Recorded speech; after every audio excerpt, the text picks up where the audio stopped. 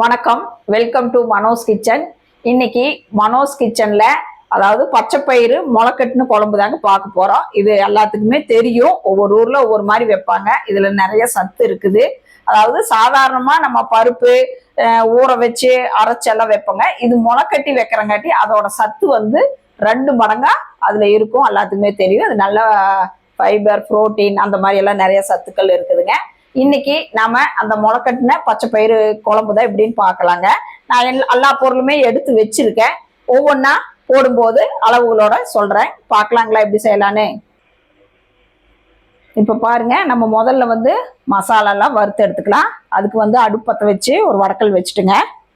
வடக்கல் சூடானோடனே நம்ம வந்து கொஞ்சமாக வறுக்கறதுக்கு கல்லெண்ணெய் ஊற்றிக்கலாம். அதாவது ஒரு 2 டேபிள் ஸ்பூன் ஊற்றிக்கலாங்க.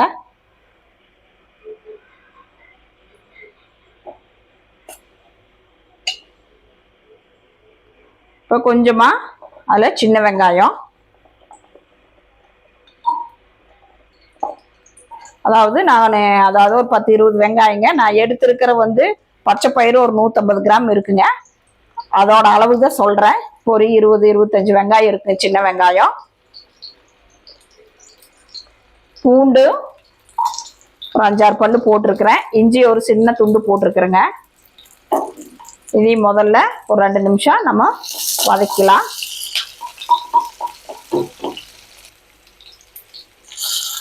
இப்போ பாருங்க, சீரகம் ஒரு டேபிள் ஸ்பூன் போட்டுக்கலாங்க. அதாவது சின்ன டேபிள் ஸ்பூன்ல.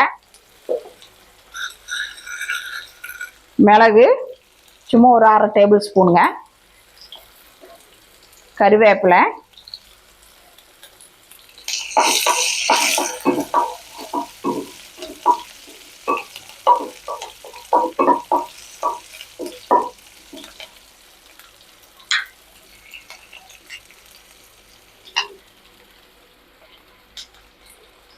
சின்னதா ஒரே ஒரு தக்காளிங்க, சின்ன தக்காளியா போட்டுக்கிறேன்.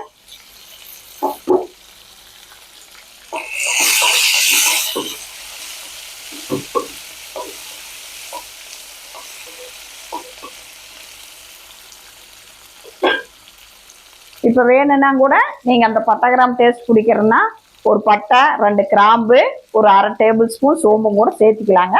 நான் இன்னைக்கு அது போடல. இதுக்கு அடுத்தது வந்து நம்ம தேங்காய் போட்டுக்கலாம். தேங்காய் வந்து 1/4 முடி கொஞ்சம் கம்மியாக தான் போட்டிருக்கேங்க.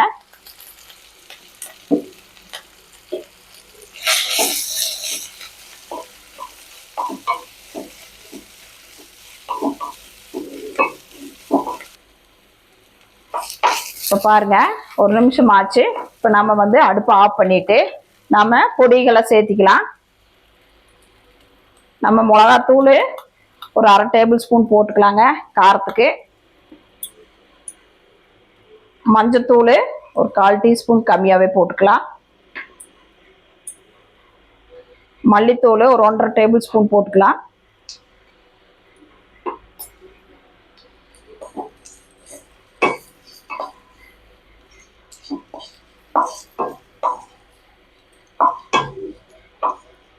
இதையே இப்போ ஒரு தட்டத்துக்கு மாத்திட்டுங்க நம்ம வந்து பச்சை பயிரை வேக வச்சிடலாம். இப்போ பாருங்க, நான் நைட்டே பச்சை பயிறு வந்து ஊற வச்சு ஒரு 150 கிராம் எடுத்து ஊற வச்சு காலையில் நல்லா ஒரு டிஃபனில் போட்டு கூட நல்லா மூடி வச்சுட்டேன். பாருங்க எப்படி முளை வந்திருக்குதுன்னு.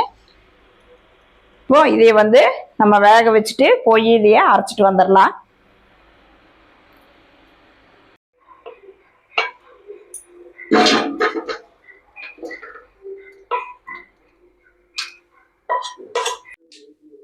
இப்போ பாருங்க, மறுபடியும் அடுப்பத்தை வச்சு வடக்கல் வச்சுட்டோம்.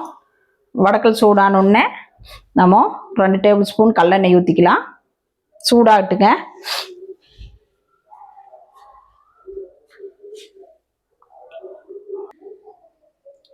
இப்போ பாருங்க, எண்ணெய் சூடாயிருச்சு. இப்போ ஒரு 1/2 டேபிள் ஸ்பூன் கடுகு போட்டுடலாம்.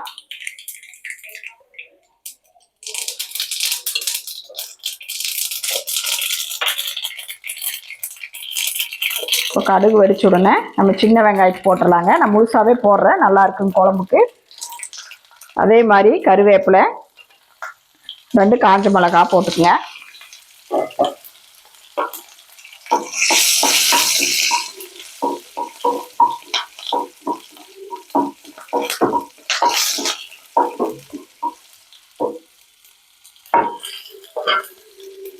அதோட வந்து சின்ன தக்காளி ஒரு தக்காளி இதையும் போட்டு நல்லா வதக்கிங்க.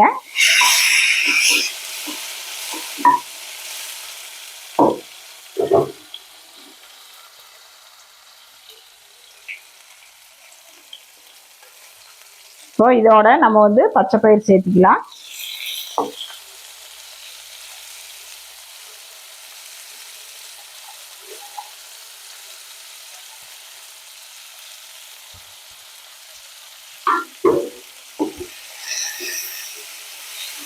இது ஒரு 2 நிமிஷம் நல்லா வதங்கினதுக்கு அப்புறம் தேவையான அளவு தண்ணி ஊற்றி வேக வச்சிடலாங்க.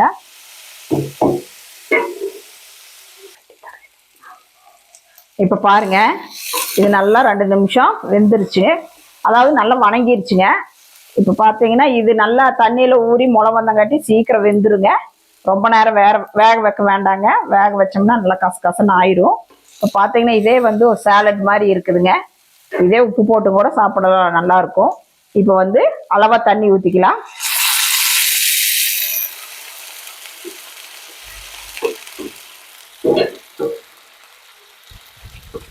இப்போ இதுக்கு ஒரு மூடி போட்டுடலாங்க. மூடி போட்டு நம்ம போய் அதையே அரைச்சிட்டு வரலாம்.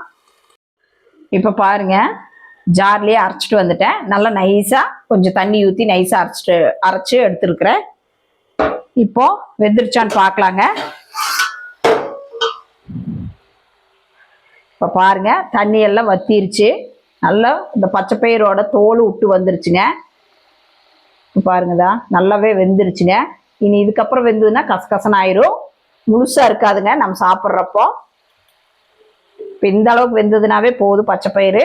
அதுக்கு அடுத்தது வந்து நாம அரைச்சிட்டு வந்ததை இதில் ஊற்றிடலாம்.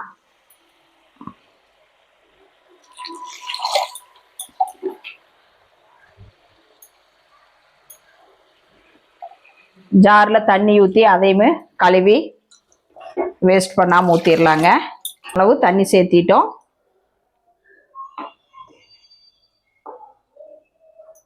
இப்போ இதுக்கு தேவையான அளவு உப்பு போட்டுடலாங்க.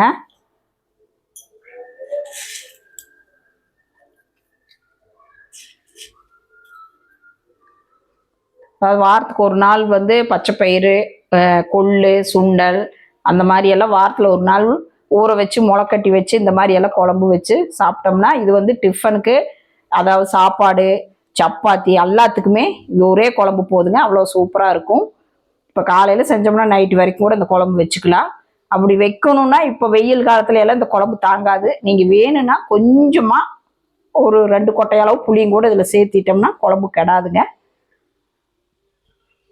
இப்போ இது நல்லா கொதிக்கிட்டுங்க, பார்க்கலாம். பாருங்க, நம்ம அடுப்பை வந்து கம்மியாக வச்சு விட்டுருந்தோம். நல்ல ஒரு 10 நிமிஷமா நல்லாவே கொதிச்சிருச்சு. இப்போ பாருங்க எந்த அளவுக்கு கெட்டியா இருக்குதுன்னு.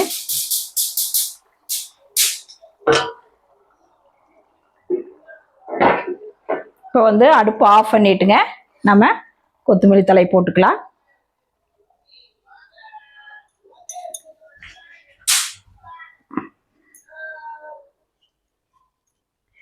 இப்போ பாருங்க, இன்னும் ஆற கெட்டி ஆயிரும். ரொம்ப சிம்பிளாக டேஸ்டான முளைக்கட்டின பச்சைப்பயிறு குழம்பு ரெடி. நீங்களும் வீட்டில் இதே அளவுகளோட செஞ்சு பாருங்க எப்படி இருக்குதுன்னு. சத்தான சுவையான முளைக்கட்டின பச்சைப்பயிறு குழம்பு எப்படி வைக்கிறதுன்னு பார்த்தீங்க. நீங்களும் வீட்டில் இதே அளவுகளோட செஞ்சு பாருங்க. நம்ம இட்லி, தோசை, சப்பாத்தி, சாப்பாடு எல்லாத்துக்குமே சூப்பராக இருக்குங்க. இந்த ஒரு குழம்பு வச்சிங்கனாவே எல்லாத்துக்குமே நல்லா மேட்ச் ஆகுங்க. அதுவும் இல்லாமல் சத்தான குழம்பு. நீங்களும் வீட்டில் செஞ்சு பார்த்துட்டு எப்படி இருக்குன்னு சொல்லுங்க.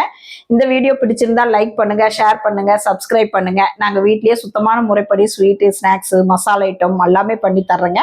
உங்களுக்கு யாராவது வேணும்னா எங்களை கான்டாக்ட் பண்ணுங்க. என் பேர் வந்து மனோன்மணி, கவுண்டம்பாளையம், கோயம்புத்தூர். Phone number 9952809354. நன்றி, வணக்கம்.